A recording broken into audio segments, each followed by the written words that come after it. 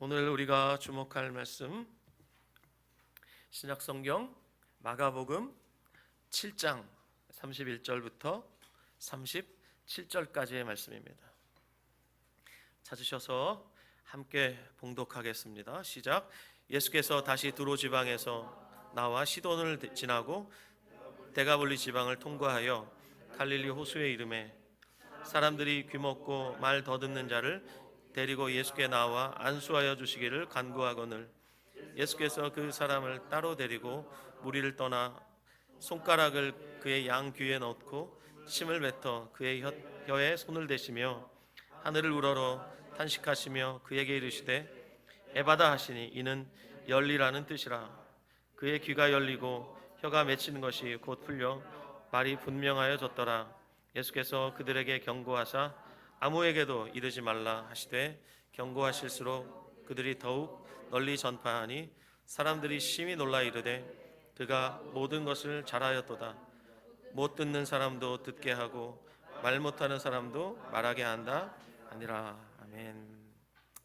네, 오늘 저는 방금 저와 여러분 함께 봉독한 이 말씀을 중심으로 에바다 열려야 합니다. 에바다 열려야 합니다. 마가복음 30번째 메시지 증거하도록 하겠습니다. 가끔 우리 교회에도 외부 강사님들이 오셔서 메시지를 전해주시는데 오시는 분들마다 너무나 주옥 같은 메시지, 정말 귀한 메시지들을 전해주셔서 얼마나 감사한지 모르겠습니다. 그런데 외부 강사님들이 오셔서 메시지를 전하고 가시면 간혹 성도들 중에 제게 이런 피드백을 주시는 분들이 있습니다. 이번에 오신 강사님을 통해서 주님이 제게 말씀하셨어요. 이전에 제가 미처 듣지도 알지도 못했는데 정말 이번에 새롭게 깨달았어요. 이런 얘기들 들으면 제가 속으로 이렇게 말하죠. 그거 이미 제가 몇 번 전했던 메시지인데요.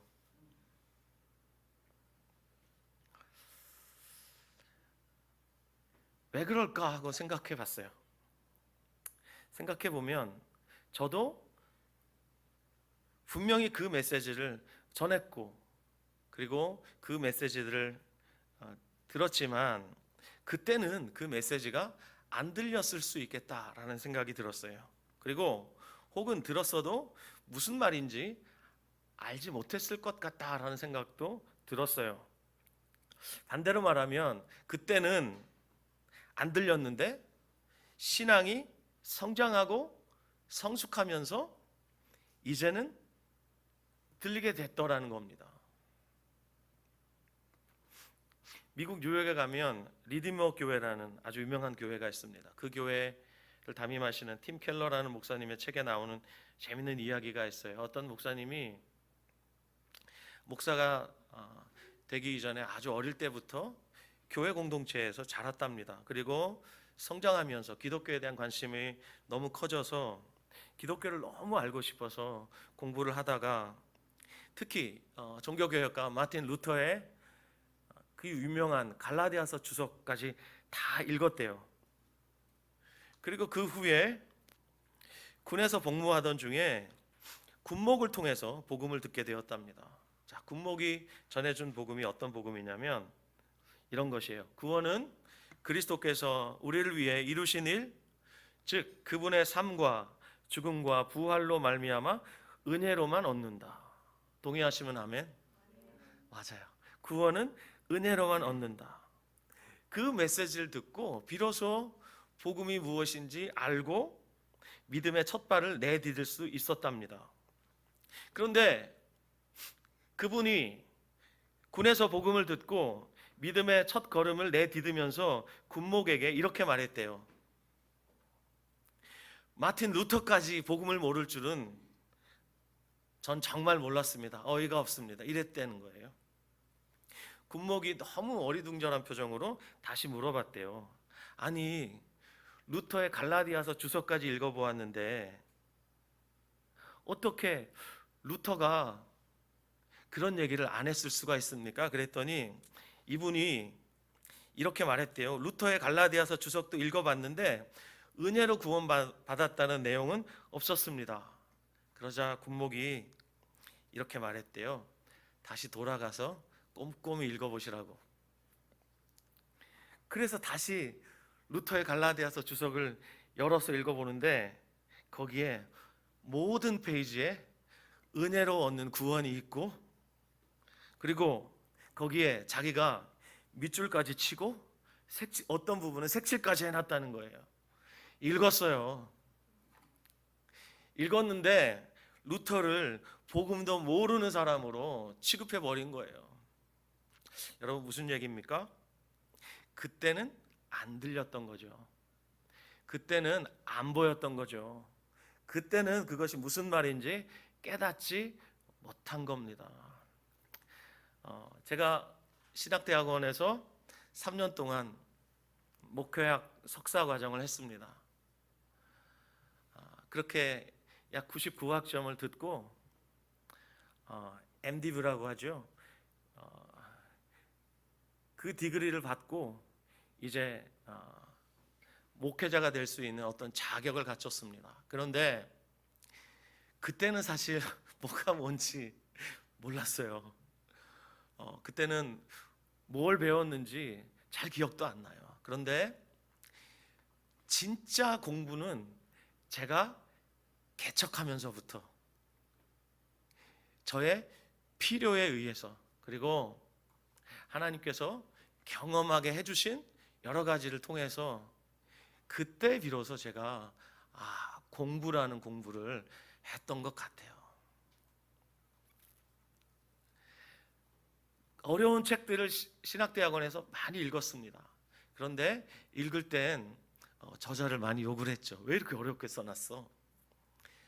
그런데 그때는 읽어도 무슨 말인지 잘 몰랐던 것들이 많아요. 그런데 지금 그 책을 열어가지고 읽어보면요, 이해가 돼요. 그만큼 용서하십시오. 제가 성장하고 성숙했다는 겁니다.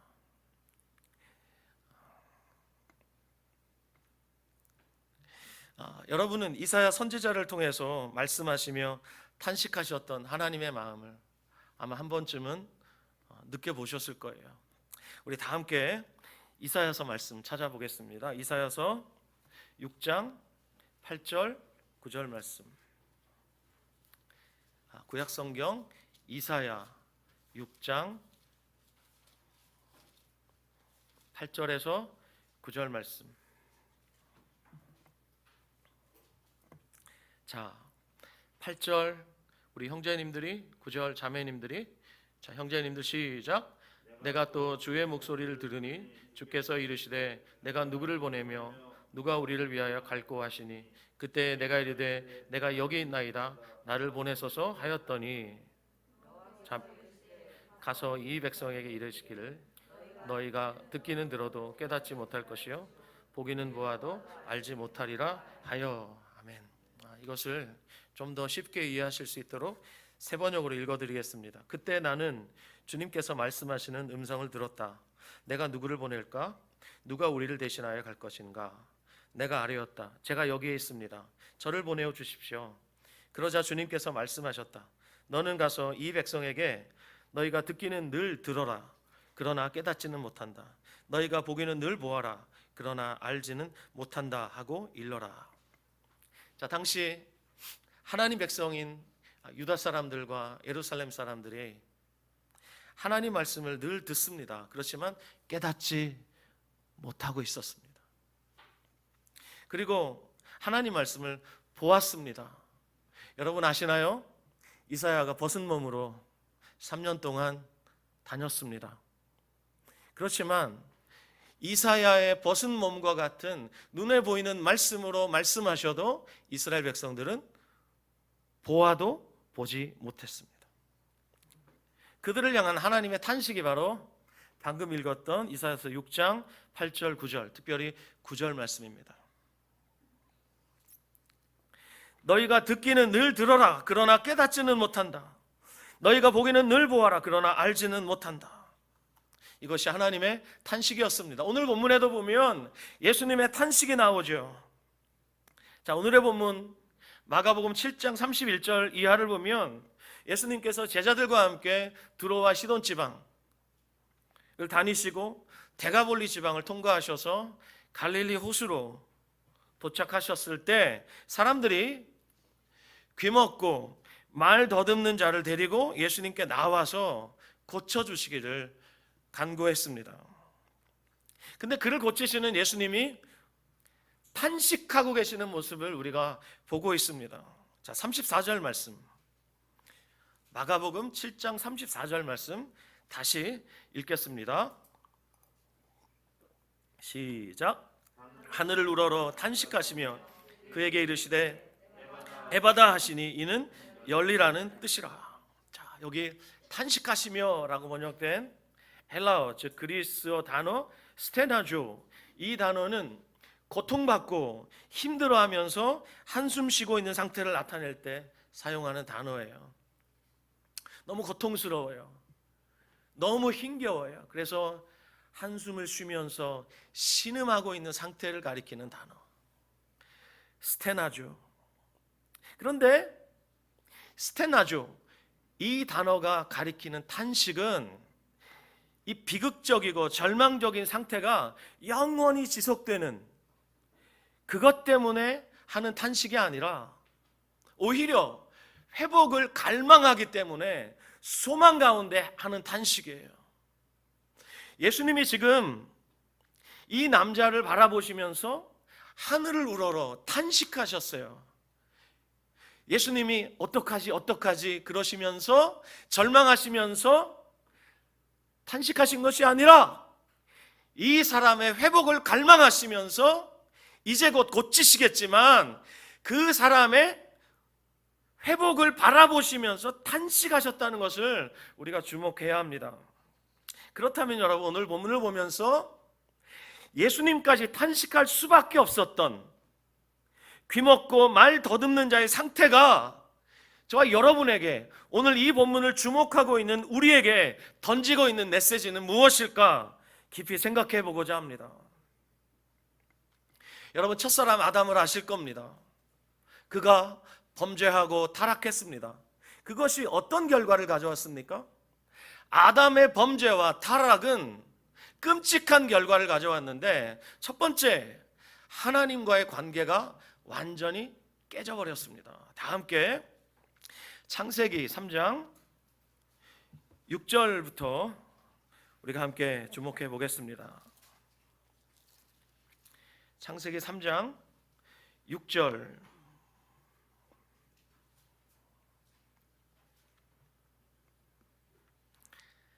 자, 제가 봉독하겠습니다. 여자가 그 나무를 본즉 먹음직도 하고 보암직도 하고 지혜롭게 할 만큼 탐스럽기도 한 나무인지라 여자가 그 열매를 따먹고 자기와 함께 있는 남편에게도 주매 그도 먹은지라 이에 그들의 눈이 밝아져 자기들이 벗은 줄을 알고 무화과 나무 잎을 엮어 치마로 삼았더라. 자, 그 다음에 이 범죄로 인한 결과가 발생하죠. 8절 보십시오. 같이 읽겠습니다. 시작. 그들이 그날 바람 불 때 동산에 거니시는 여호와 하나님의 소리를 듣고 아담과 그의 아내가 여호와 하나님의 낯을 피하여 동산 나무 사이에 숨은지라. 자, 그 전까지는 너무나 친밀하게 교제했던 하나님을 이제 피하게 됩니다. 하나님의 낯을 피하여 나무 사이에 숨게 되었습니다. 무슨 얘기인가요? 죄가 가져온 가장 끔찍한 결과, 그것은 하나님과 아담의 사이를 파괴했다는 겁니다. 자, 두 번째, 죄는 하나님과의 관계를 파괴할 뿐 아니라 사람과 사람 사이의 관계마저 파괴했습니다. 자, 9절부터 제가 읽겠습니다. 여호와 하나님이 아담을 부르시며 그에게 이르시되 내가 어디 있느냐? 이르되 내가 동산에서 하나님의 소리를 듣고 내가 벗었으므로 두려워하여 숨었나이다. 이르시되 누가 너의 벗었음을 내게 알렸느냐? 내가 내게 먹지 말라 명한 그 나무 열매를 내가 먹었느냐? 자, 12절 같이 읽습니다. 시작. 아담이 이르되 하나님이 주셔서 나와 함께하게 하신 여자가 그가 그 나무 열매를 내게 주므로 내가 먹었나이다. 여러분, 타락하기 전에 아담 홀로 있었을 때 하나님이 하와를 만들어서 아담 앞에 데리고 오시죠. 그때 아담이 뭐라고 하와를 보며 찬사를 보냈죠? 이는 내 뼈 중에 뼈요, 내 살 중에 살이다. 이게 무슨 말이에요? 당신은 바로 접니다, 이런 뜻이에요. 너는 나다. 그러므로 하나님이 내 이웃을 내 몸과 같이 사랑하라 하시는 말씀을 하시면 그것이 얼마든지 가능하게 되는 거예요. 그런 상태였어요. 아담과 하와가 서로 벌거벗었으나 부끄러워하지 않았습니다. 하나님의 영광으로 충만했기 때문에 부끄러움 따위는 없었습니다. 그런데 지금 방금 여러분과 제가 함께 읽은 3장 12절에 보면 아담이 어떻게 말하죠? 하나님이 만들어가지고 내 앞에 데려온 그 여자가 그 열매를 내게 줘서 먹었습니다. 지금 누구 핑계를 대는 거예요? 누구에게 책임을 전가하고 있는 거예요? 하와에게. 가장 찌질한 남자의 모습이 이런 모습입니다. 아내를 보호해야지. 어떻게 해요? 평생 어떻게 뒷감당하려고 지금 이렇게 여자에게 다 떠넘기고 있는 거예요. 보십시오. 사람 서로의 관계가 다 깨졌습니다. 자, 13절부터 보시겠습니다. 여호와 하나님이 여자에게 이르시되 내가 어찌하여 이렇게 하였느냐? 여자가 이르되 뱀이 나를 깨물어 내가 먹었나이다. 여자는 어떻게 하죠? 뱀에게 책임을 전가하고 있습니다.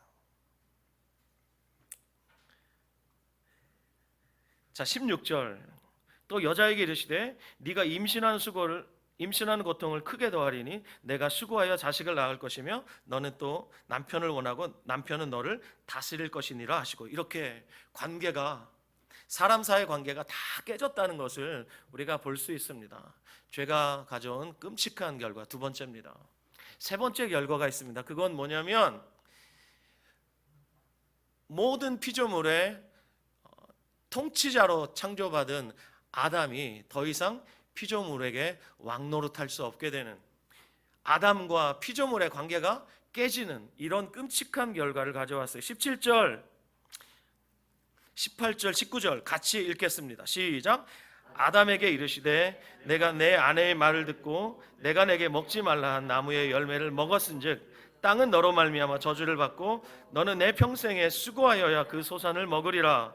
땅이 내게 가시덤불과 엉겅퀴를 낼 것이라. 내가 먹을 것은 밭의 채소인즉 내가 흙으로 돌아갈 때까지 얼굴에 땀이 흘려야 먹을 것을 먹으리니 내가 그것에서 취함을 입었음이라.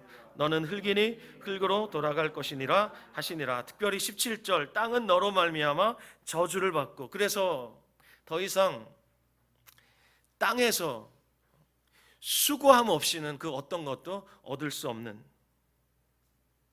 땅은 가시덤불과 엉겅퀴를 내고 거기에서 무언가 소출을 거두려면 땀 흘려 수고해야 한다는 거예요.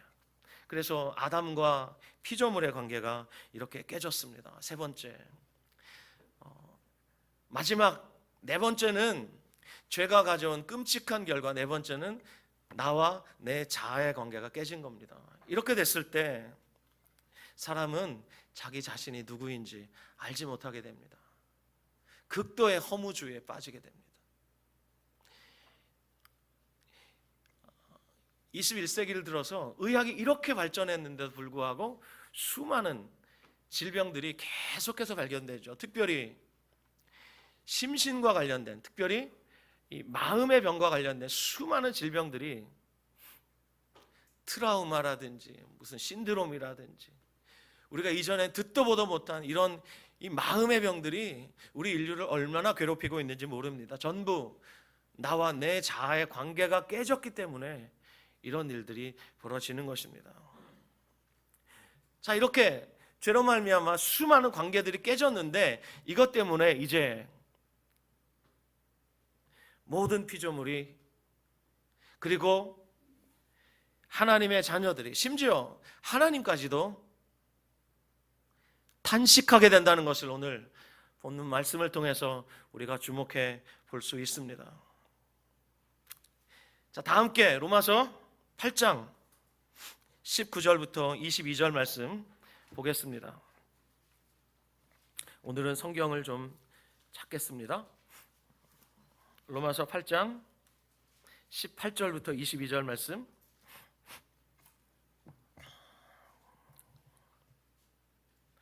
찾으셨죠? 같이 읽겠습니다. 시작. 생각하건대 현재의 고난은 장차 우리에게 나타날 영광과 비교할 수 없도다. 피조물이 고대하는 바는 하나님의 아들들이 나타나는 것이니 피조물이 허무한 데 굴복하는 것은 자기 뜻이 아니요 오직 굴복하게 하시는 이로 말미암음이라. 그 바라는 것은 피조물도 썩어짐의 종로로 탄 데서 해방되어 하나님의 자녀들의 영광의 자유에 이르는 것이니라. 피조물이 다 이제까지 함께 탄식하며 함께 고통을 겪고 있는 것을 우리가 아느니라. 여러분, 아담의 범죄와 그 타락으로 인해서 모든 관계들이 깨졌는데, 그때부터 무슨 일이 벌어졌냐면 바울이 로마서에서 지금 폭로하고 있는 것처럼 모든 피조물이 함께 탄식하고 있어요. 탄식하는 피조물들이 무엇을 하는가? 허무한 데 굴복한대요. 이 허무라고 번역된 이 단어는 본래의 가치를 상실한 것을 가리킬 때 쓰는 단어예요. 피조물이 본연의 가치를 상실하고 쓸모없는 상태가 돼버린 거예요. 자, 그런 상태에서 지금 썩어짐의 종로로 탄대요. 여러분, 썩어짐이라고 번역된 이 단어는 파괴되고 부패한 상태를 가리키는 겁니다. 그래서 여러분, 우리가 과학의 법칙 중에 엔트로피 법칙이라는 것이 있습니다. 모든 자연 세계에 존재하는 것들은 소멸을 향해서 나아가고 있습니다. 그 가운데 있는 우리 인간이라는 피조물도 마찬가지예요. 우리들도 소멸을 향해 나아가고 있습니다. 우리 육체가 어때요? 날마다 후퇴하죠. 날마다 조금씩 늙어가지요. 짜증나도 아멘 하셔야 돼요. 예, 날마다 조금씩 우리가 늙어가고 또 늙으면 병들어가고, 이 모든 것들이 아담의 범죄로 인한 것이고, 그리고 피조물 가운데 주님께서 정해놓으신 허무한 데 굴복하는 것, 썩어짐 가운데 종로로 타는 상태란 말이에요. 자, 그리고 로마서 8장 23절을 이번에는 읽겠습니다. 8장 23절 시작. 그뿐 아니라 또한 우리 그 성령의 처음 익은 열매를 받은 우리까지도 속으로 탄식하여 양자될 것 곧 우리 몸의 속량을 기다리느니라. 여러분, 이미 알고 계시겠지만 우리가 구속받았다고 말할 때, 구원받았다고 말할 때는 우리의 영혼이 구원받은 것을 말합니다. 우리 육체는 아직 구원받지 못했습니다. 그것을 몸의 속량이다. 8장 23절 이렇게 말하죠. 우리 몸은 아직 구속받지 못했기 때문에 죽으면, 만약에 불에 태워지면 한 줌의 재로, 땅에 묻히면 흙으로 돌아갑니다. 그렇게 있다가 주님이 재림하시면 우리들도 주님과 같은 몸으로 변화돼요.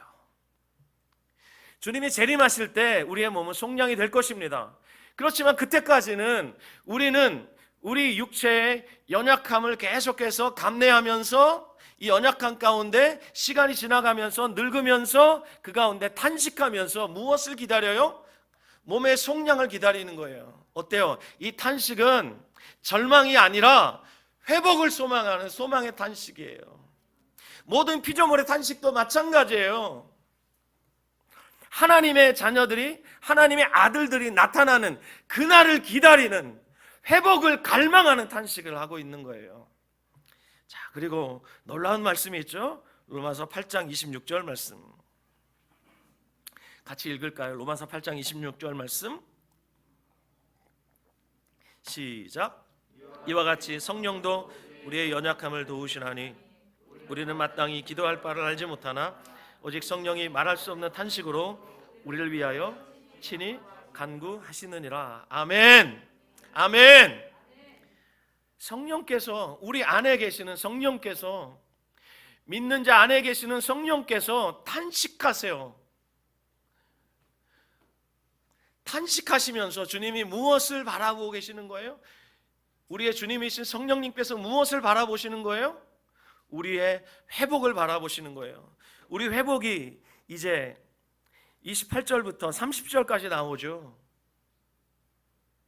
로마서 8장 28절부터 30절, 결론을 말하면 우리가 영화롭게 되는, 그리고 주님이 다시 오실 때 우리가 주님과 같은 몸을 입게 되고 새하늘과 새 땅에서 주님과 영원히 거하게 되는 그 구속의 완성을 바라시면서 우리 안에 계신 성령이 탄식하고 계세요. 자, 앞을 보세요, 여러분. 모든 피조물이 함께 탄식하고 있습니다. 피조물이 기대하는 것은 하나님의 아들들이 나타나는 것입니다. 그리고 하나님의 백성인 저와 여러분이 탄식하고 있습니다. 그것은 우리 몸의 속량을 바라보는 그 회복을 향한 갈구입니다. 뿐만 아니라 놀랍게도 우리 안에 계시는 성령께서 탄식하시면서 우리가 영화롭게 되는 것, 그리고 주님 다시 오실 때 우리를 이끌어 새하늘과 새 땅으로 인도하실 그 소망을 바라보시면서 탄식하고 계시는 거예요. 이 죄가 너무 끔찍한 거예요. 죄가 이토록 가공할 위력이 있는 거예요. 하지만 여러분, 죄가 가져온 그 사망을 집어삼키는 것이 하나님의 생명이에요. 아멘. 생명이 사망을 집어삼키는 것입니다. 그렇지만 이것을 알지 못하는 세상은 죄라는 바이러스에 오염이 되어서 죽음이라는 질병에 걸린 채로 그 죽음이라는 질병이 나타내 보이는 그 여러 가지 증상들에 시달리면서 오늘도 악을 경험하고 또 여러 가지 고통을 경험하고 고난 가운데서 눈물 짓죠. 그 세상 가운데는 그 어떤 소망도 없어요. 그 어떤 회복의 약속도 없어요. 하지만 똑같은 세상 가운데 똑같이 악을 경험하고 똑같이 고통당하는 저와 여러분일지라도 우리에게는 회복을 향한 소망이 있어요. 약속이 있어요. 그것을 바라보는 탄식이 우리 안에 있는 것입니다. 아멘. 로마서 6장 23절 죄의 싹은 사망이요 하나님의 은사는 그리스도 예수 우리 주 안에 있는 영생이니라. 죄의 싹은 사망이다. 무슨 말이에요? 죄의 결과는 사망이다. 죄의 품삯은 사망이다. 여기 사업하시는 분들 아시겠지만 우리가 노동자들에게 품삯을 주잖아요. 죄에게 무엇을 품삯으로 줍니까? 사망을 품삯으로 준대요. 하지만 하나님은 우리에게 무엇을 선물로 주십니까? 하나님의 은사는, 하나님의 선물은 우리 주 예수 그리스도 안에 있는 영생이니라. 아멘. 하나님의 생명인 이 영생이 죄와 사망을 집어삼켜버린 것입니다. 그래서 이 선물과 영생을 주시기 위해서 예수님이 성육신 하셨는데, 성육신 하신 예수님이 약 30년 동안 사생애를 사시고 이제 공생애를 시작하시면서 가장 먼저 선포하셨던 그 복음의 메시지가 무엇입니까? 마가복음 1장 15절. 우리가 지난 시간 동안 29번 마가복음 메시지를 제가 전했는데 첫 번째로 전했던 메시지, 그리고 초반에 계속해서 여러분과 나눴던 메시지, 예수님이 전하셨던 첫 번째 메시지가 뭐예요? 때가 찼고 하나님의 나라가 가까이 왔으니 회개하고 복음을 믿으라, 이것이었어요. 그 전까지는요, 사탄이 죄와 악과 사망을 통해서 통치하고 있었어요. 원래 온 세상의 왕은 아담이었는데 사단이 속여서 아담을 그 자리에서 끌어내리고 자기가 세상의 왕좌를 차지했어요. 그래서 거짓 신으로서 거짓 통치를 했어요. 자, 사단의 통치의 무기가 무엇입니까? 죄와 악과 사망입니다. 그렇지만 예수님이 오셔서 사단의 나라를 허물어 버리셨어요. 그리고 정의와 선과 생명이 통치하는 그 나라를 선포하시고 가난한 자, 포로된 자, 눈먼 자, 눌린 자들이 그 나라에 들어와서 정의와 선과 생명을 마음껏 누릴 수 있도록 주님이 그렇게 초대하셨어요. 그래서 예수님이 선포하심으로 하나님의 나라가 임했습니다. 그러나 여러분, 우리 분명히 기억해야 합니다. 아직 완성되진 않았습니다. 이미 임했지만 아직 완성되지 않는 그 나라에 우리가 살면서 그 나라의 복을 그림자처럼 조금 맛보고 있는데, 이것으로도 우리가 얼마나 좋은지 몰라요. 세상 사람들은 고통스러우면 그 고통을 잊어버리기 위해서 나름의 방법을 사용하죠. 그렇지만 그 고통은 절대로 그들을 떠나지 않습니다. 그들은 운명적으로 하나님으로부터 떠나 있기 때문에 이 죄라는 바이러스가 그들의 인생에 들어와서 죽음이라는 질병에 걸렸고, 그것으로 인해서 악과 고통이라는 여러 가지 증상을 겪고 있다는 것을 모른 채 하나님을 떠나 있으면서 그들은 그들의 방법대로 그들이 자신의 인생의 주인이 되어 그렇게 살아갈 뿐입니다. 하지만 우리는 그 고통 가운데도 하나님의 뜻을 바라보며 주님이 우리에게 주시는 그 소망을 바라보면서 세상 사람들은 이해할 수 없는 하늘의 신령한 은혜와 그리고 하나님만이 우리에게 주실 수 있는 기쁨과 만족과 평안과 참 소망을 가지고 오늘도 살아가게 되는 것입니다. 자, 이렇게 예수님이 오셔서 하나님의 나라를 선포하셨는데, 놀랍게도 구약성경 여기저기에 보면, 특히 예언서 여기저기에 보면 예수님이 하나님의 나라의 왕으로 오셔서 행하실 일들을 기록해 놓았습니다. 우리 다 함께 찾아보겠습니다. 이사야서 35장 5절 6절 말씀입니다. 구약성경 이사야 35장 5절 6절 말씀.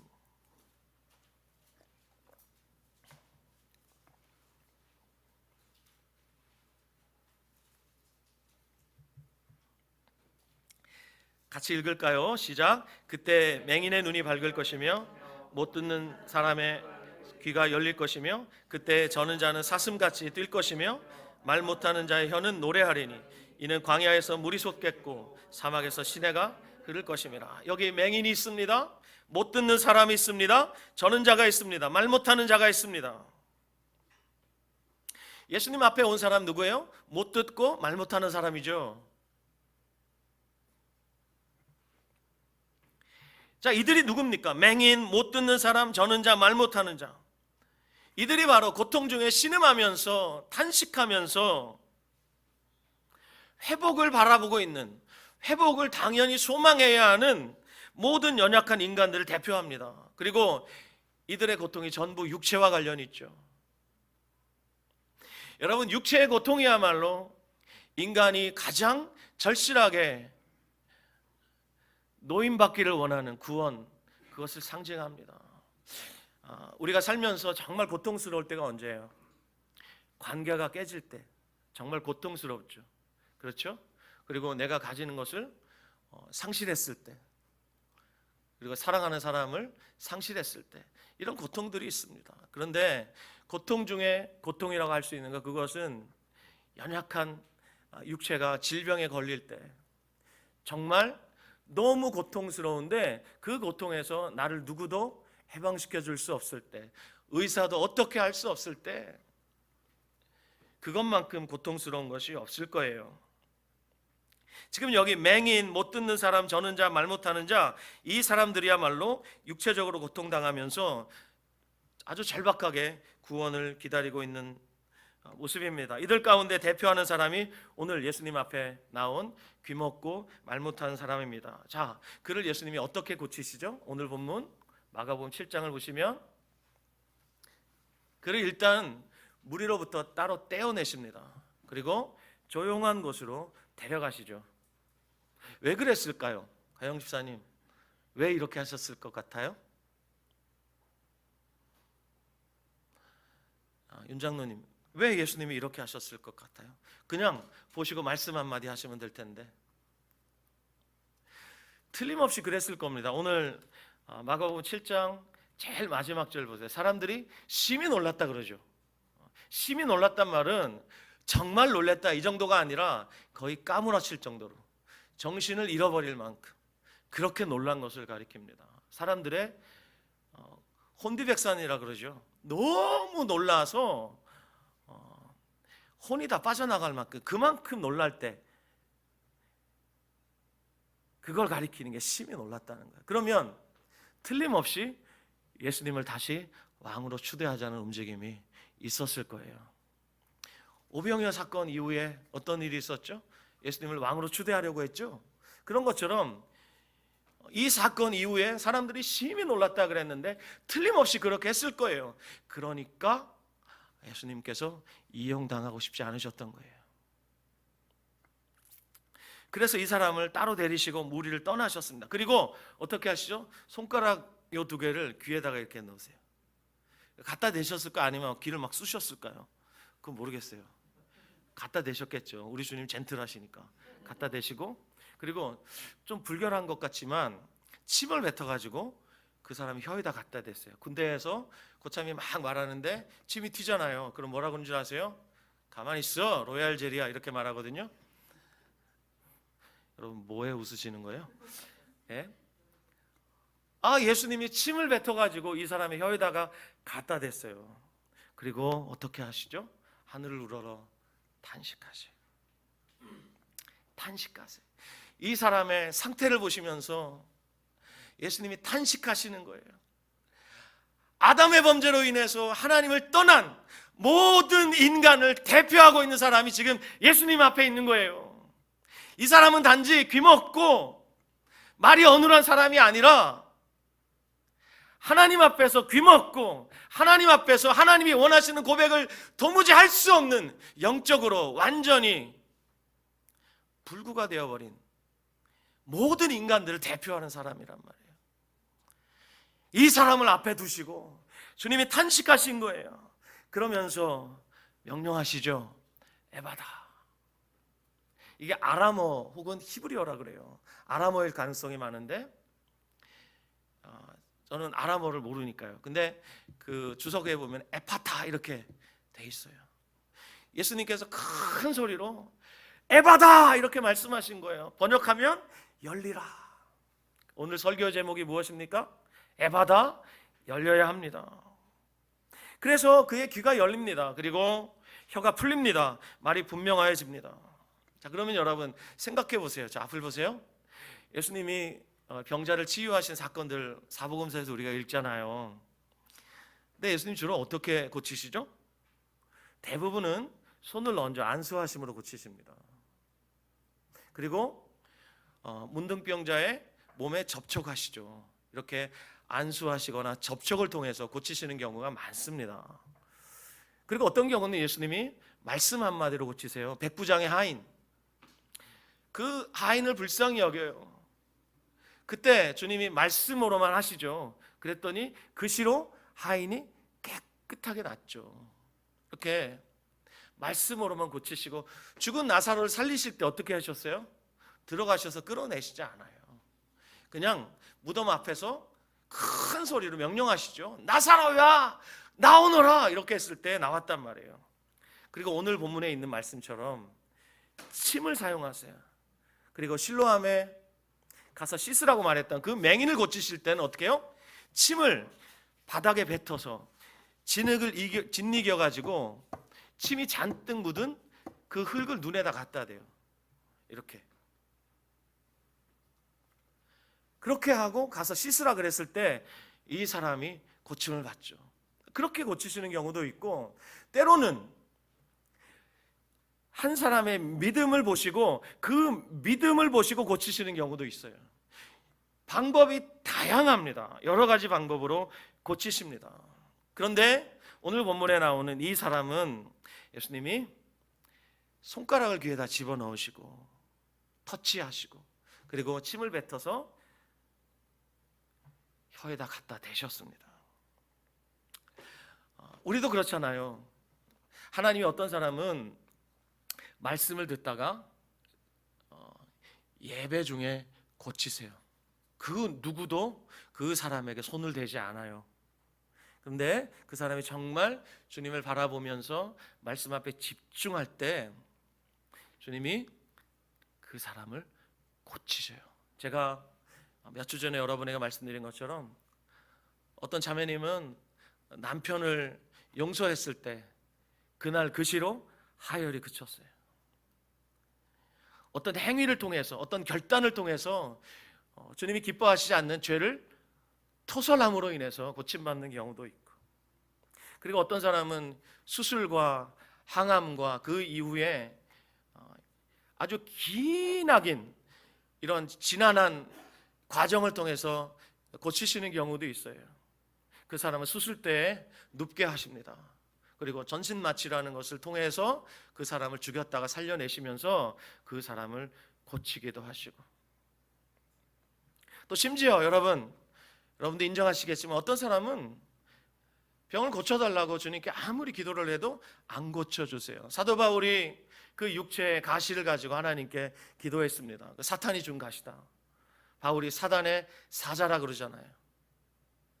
근데 하나님이 그것을 허락하셨어요. 왜냐하면 바울로 하여금 교만하지 않도록. 그래서 너무 괴로워서 바울이 하나님께 3번 기도했다 그래요. 3은 완전수를 가리켜요. 하나님께 간절히 기도했다는 거예요. 근데 주님께서 바울의 병을 고쳐주시지 않습니다. 그러면서 뭐라고 말씀하세요? 나의 은혜가 너에게 지금 충분하다, 이렇게 말씀하세요. 그렇습니다. 엘리사가 죽을 병에 걸렸습니다. 죽은 자도 살렸던 엘리사가 죽을 병에 걸렸는데 엘리사 절대로 하나님께 이 병 고쳐달라고 기도하지 않습니다. 받아들이고 죽습니다. 저와 여러분의 체질을 아시는 하나님께서 우리 각자에게 정확하게 맞는 방법으로 역사하셔 때로는 병을 고치기도 하시고 때로는 병을 고쳐달라는 우리의 간절한 기도에 거절하시기도 합니다. 모든 것이 하나님의 주권에 달려있는 것입니다. 그렇다면 여러분, 병을 고쳐달라고 기도했는데 고쳐주지 않았던 사도 바울 어땠습니까? 믿음이 약해졌나요? 하나님 원망하고 돌아섰나요? 그렇지 않죠. 바울은 오히려 더 믿음이 강해졌습니다. 여러분 혹시 빙점이라는 소설 읽어보셨나요? 저는 소설로 읽지 않고 옛날에 드라마로 봤던 기억이 있습니다. 일본의 노벨 문학상 작가인 미우라 아야코의 작품입니다. 여러분도 아시겠지만 미우라 아야코는 폐결핵과 직장암과 그리고 결핵성 척추염이라는 이 질병과 그리고 그 외에 다 설명할 수도 없는 여러 가지 병으로 인해서 몇 번이나 죽음의 문턱을 드나들었습니다. 그 후유증으로 인해서 죽을 때까지 연약한 가운데 병약하게 살았습니다. 그렇다면 미우라 아야코가 어떻게 위대한 믿음의 여인이 될 수 있었는가? 그것은 결핵으로 수년간 요양생활을 하다가 예수님을 만났어요. 그래서 신실한 그리스도인이 된 겁니다. 병을 몸에 지닌 채 그리스도인이 되었습니다. 그리고 남편의 권유로 글을 쓰기 시작해서 글을 썼는데 첫 번째 소설이 바로 빙점이라는 소설이었는데 이 소설이 노벨 문학상을 그녀에게 안겨주었습니다. 그녀가 그 병상에서 늘 하나님을 구하면서 썼던 시가 하나 있습니다. 여러분에게 읽어드리겠습니다. 병들지 않고서는 들으시 못할 기도가 따로 있습니다. 병들지 않고서는 믿을 수 없는 기적이 따로 있습니다. 병들지 않고서는 들을 수 없는 말씀이 따로 있습니다. 병들지 않고서는 가까이 갈 수 없는 성소가 따로 있습니다. 병들지 않고서는 우러러 볼 수 없는 얼굴이 따로 있습니다. 병들지 않고서는 나는 인간이 될 수조차 없습니다. 얼마나 놀라운 고백입니까? 너무 쉽게 말하는 것 같지만 미우라 아야코에게 병은 하나님을 만난 가장 위대한 통로였습니다. 주님께서 미우라 아야코의 병을 고쳐주시지 않았습니다. 죽을 때까지 질병과 씨름하다가 죽었습니다. 그렇지만 일본의 그 소수의 그리스도인들이 가장 존경하는 신앙의 위인을 꼽으라면 주저하지 않고 미우라 아야코를 꼽습니다. 그만큼 위대한 하나님의 연약한 여인입니다. 부를 때마다 영감을 주는 복음송이 있어요. 1부 때는 함께 불렀는데요.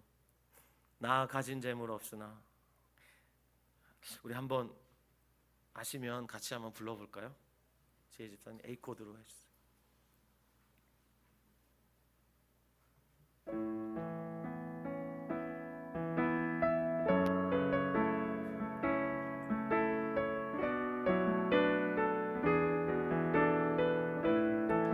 나 가진 재물 없으나, 나 가진 재물 없으나,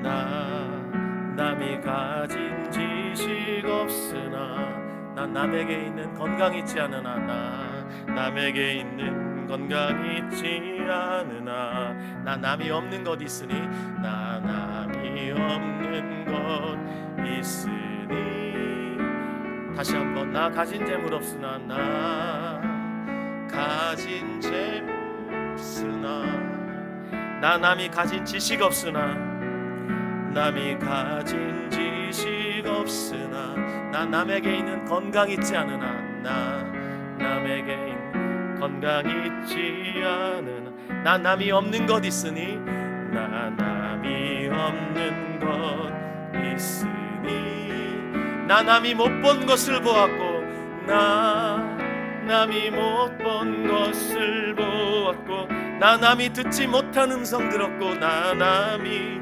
듣지 못한 음성 들었고 나 남이 받지 못한 사랑 받았고 나 남이 받지 못한 사랑 받았고 나 남이 모르는 것 깨달았네 모르는 것 깨달았네 공평하신 하나님이 공평하신 하나님이 나 남이 가진 건 나 없지만 가진 건 나 없지만 공평하신 하나님이 공평하신 하나님이 나 남이 없는 것 갖게 하셨네 갖게 하셨네 아멘. 가난한 것 못 배운 것 병들어 몸이 약한 것 우리 삶에는 이런 핸디캡들이 있을 수 있습니다. 정말 이것만 없으면 내 삶은 정말 행복할 것 같은데 여러분 아세요? 방금 우리가 부른 이 노래를 작사한 송명희 시인 그녀는 날 때부터 의사의 실수로 뇌성마비 장애인이 되었습니다. 그 후로 지금까지 평생 뇌성마비 장애인으로 살아가고 있습니다. 집안이 너무 가난해서 부모가 해줄 수 있는 것이 거의 없었습니다.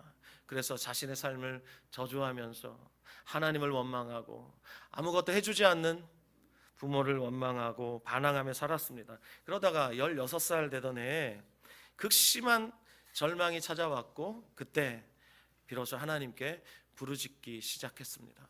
그러다가 17살쯤에 부흥에 참석했다가 드디어 자기 자신이 죄인이라는 것을 깨달았어요. 그 전까지는 자기 자신이 세상에서 제일 불쌍한 사람이에요. 살아야 할 이유도 없고 너무 불쌍한 사람. 그런데 복음의 빛 앞에 서보니 자기가 얼마나 죽을 수밖에 없는 죄인인가 그것을 깨닫고 예수 그리스도 앞에 무릎 꿇었어요. 그때부터 구원받은 그 후로부터 하나님을 아버지라 부르면서 매일매일 성경을 읽기 시작했어요. 그리고 하루에 5시간씩 기도하기 시작했고 그리고 하나님의 음성이 들리기 시작했어요. 그리고 여전히 몸에 극심한 고통이 있을 땐 정말 예수님께서 환상 가운데 예수님이 못 박히시는 그 손을 보여주신 적도 있다 그래요. 그리고 일기장 한 장도 채울 수 없는 그녀에게 하나님이 특별한 은사를 선물로 주시죠. 시를 쓰게 하시는 거예요. 그녀의 표현 그대로 빌리면 하나님이 불러주시는 대로 노트에 쓴 시가 많아요. 자, 그 무렵에 그녀에게 불러주셨던 시가 있었는데 그 시의 제목이 바로 오늘의 설교 제목 그리고 본문에 나오는 에바다입니다. 이 설교 제목 그리고 본문에 나오는 이 단어 에바다,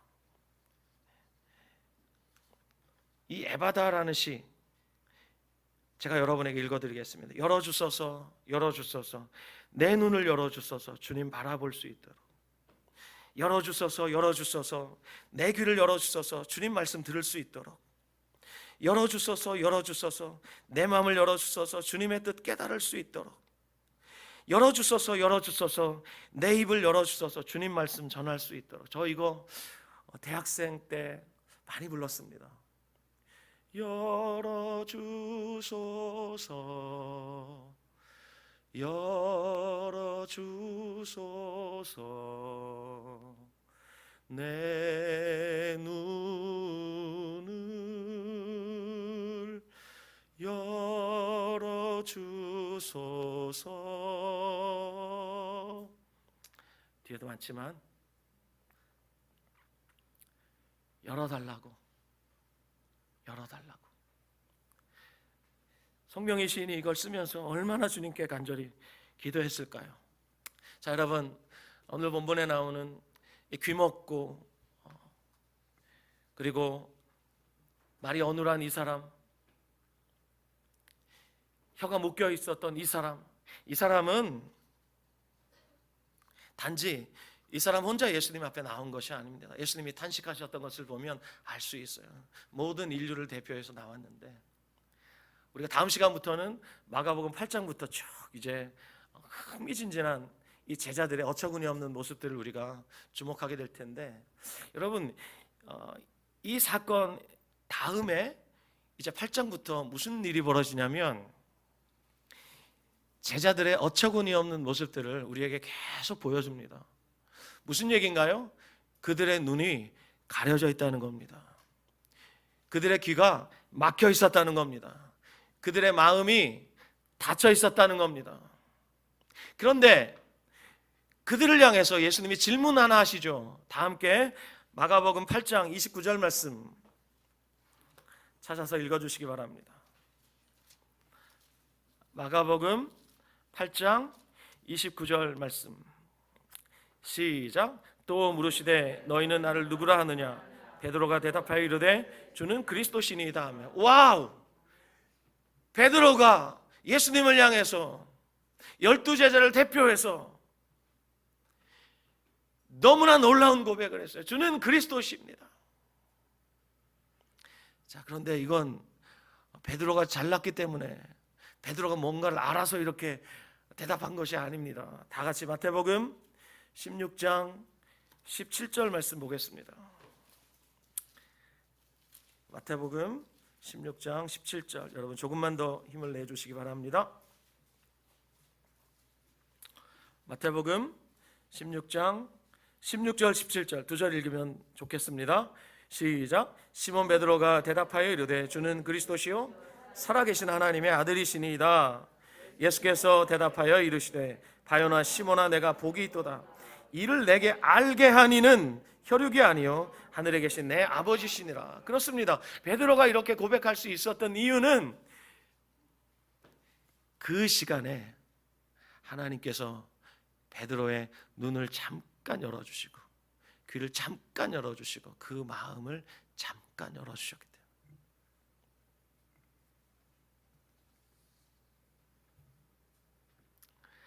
그래서 베드로가 이렇게 놀라운 고백을 했던 거예요. 그 다음에 예수님께 다시 책망받습니다. 그때 잠깐 열어주신 거예요. 우리에게 무엇을 말씀하시는 거예요? 우리가 하나님을 알고 예수 그리스도를 아는 것이 얼마나 중요한지, 하나님을 알아야, 예수님을 알아야 우리가 하나님을 사랑할 수 있고 예수님을 따라갈 수 있습니다. 여러분, 오늘 다른 설교의 내용은 다 잊어버리셔도 좋지만 이것만은 절대로 잊어버리지 마십시오. 다 함께 마가복음 10장 52절 말씀 찾으십시오. 마가복음 10장 52절 말씀.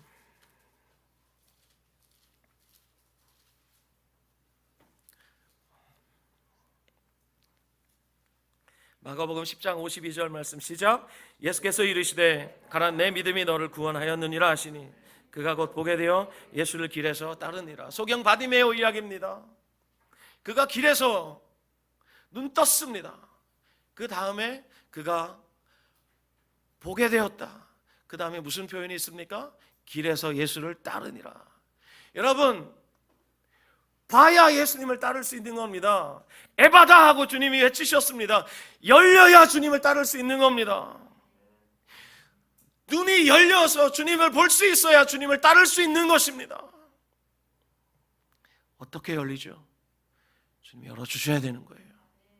이걸 계시라고 합니다. 하나님이 저와 여러분의 눈을 여셨습니다. 귀를 여셨습니다. 우리의 마음을 여셨습니다. 우리의 마음을 고치셨습니다. 그렇게 해서 여러분과 저의 삶을 이렇게까지 바꿔놓으신 겁니다. 여기 앉아서 하나님을 예배할 수 있도록 인도해 주신 것입니다. 아멘. 하지만 이것으로 만족할 수 없어요. 주님을 더 가까이 따르려면 눈이 더 열려야 되는 거예요. 주님을 더 사랑하려면, 주님을 깊이 사랑하려면 우리의 눈과 귀와 우리의 마음이 더 활짝, 더 깊게, 더 높게 열려야 되는 거예요.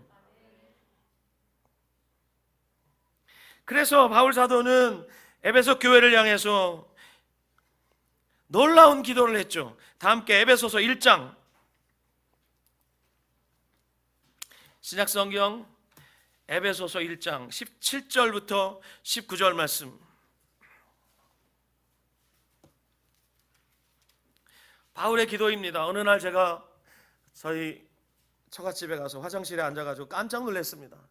이 말씀을 우리 장로님이 뎁다 큰 글씨로 A4지에다가 프린트를 해가지고 화장실 변기 앞에다 붙여놨어요. 제가 이거 기도문으로 쓰시라고 그랬더니 진짜 순종하셨어요. 그래서 변기 앞에다 이렇게 붙여놨어요. 그래서 저희 처갓집 변기에 딱 앉으면 에베소서 1장 17절부터 19절 말씀이 있습니다. 여기 너희라는 이 단어에다가 여러분의 이름을 넣으시면 여러분을 향한 기도가 됩니다.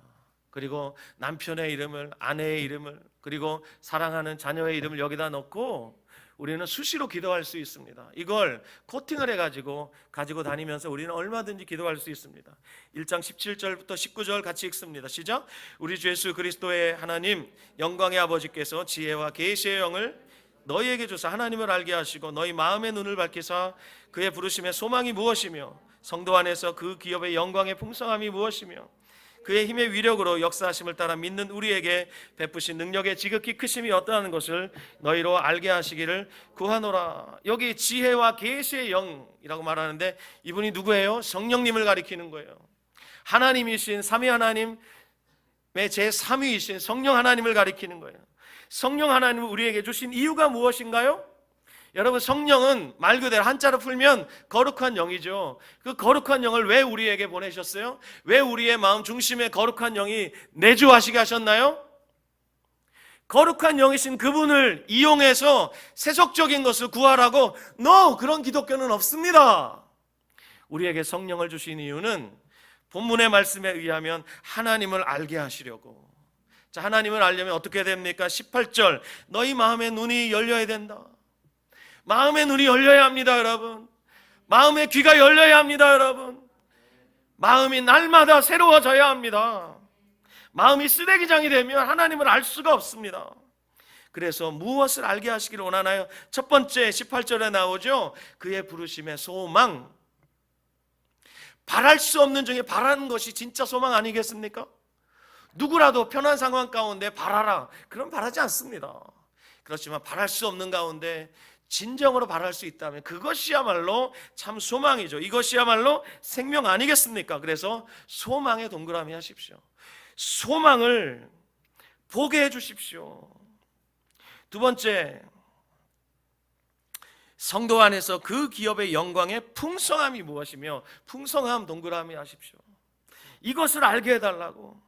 여러분, 그리스도 안에서 우리가 누리는 그 영광의 풍성함, 부요함, 하나님 나라가 얼마나 부요한지 여러분 우리가 사는 날 동안 맛보아야 되지 않겠습니까? 세 번째 19절 그의 힘의 위력으로 역사하심을 따라 믿는 우리에게 베푸신 능력의 지극히 크심, 능력의 동그라미 하십시오. 그리스도 예수의 사람들은 오늘도 하늘의 신령한 은혜와 하늘의 능력으로 살아갑니다. 아멘. 그래서 우리는 이 땅을 힘있게 살아갈 수 있도록 주님께서 이미 다 조치해 놓으셨습니다. 아멘. 그래서 이 세 가지, 눈을 밝히셔서 부르심의 소망과 그 영광의 풍성함과 베푸신 능력의 지극히 크심을 알게 하시기를 구한다.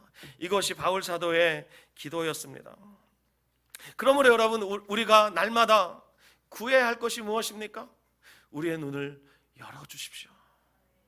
그래서 주님께서 우리에게 알게 하시기를 원하시는 그 부르심의 소망, 그리고 그 기업의 영광의 풍성함, 그리고 성도 안에서 하나님이 베푸신 능력의 지극히 크심을 우리로 알게 해주십시오. 이것이 날마다 우리의 기도가 되어야 할 줄 믿습니다. 아멘. 이렇게 살아가면서 우리가 궁극적으로 소망하는 것이 있습니다.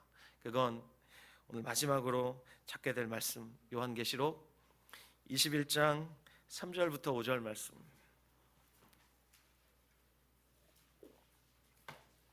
요한계시록 21장 3절부터 5절 말씀. 자, 찾으셔서 우리 힘차게 우리 소망을 가지고 봉독합시다. 시작. 내가 들으니 보좌에서 큰 음성이 나서 이르되 보라, 하나님의 장막이 사람들과 함께 있음에 하나님이 그들과 함께 계시리니 그들은 하나님의 백성이 되고 하나님의 친히 그들과 함께 계셔서 모든 눈물을 그 눈에서 닦아주시니 다시는 사망이 없고 애통하는 것이나 곡하는 것이나 아픈 것이 다시 있지 아니하리니 처음 것들이 다 지나갔음이로라. 보좌에 앉으시니가 이르시되 보라, 내가 만물을 새롭게 하노라 하시고 또 이르시되 이 말은 신실하고 참되니 기록하라 하시고. 신실하고 참되신 주님께서 하신 말씀입니다. 기록하라. 그래서 오고 오는 모든 세대가 이 말씀을 주목할 수 있도록 해라.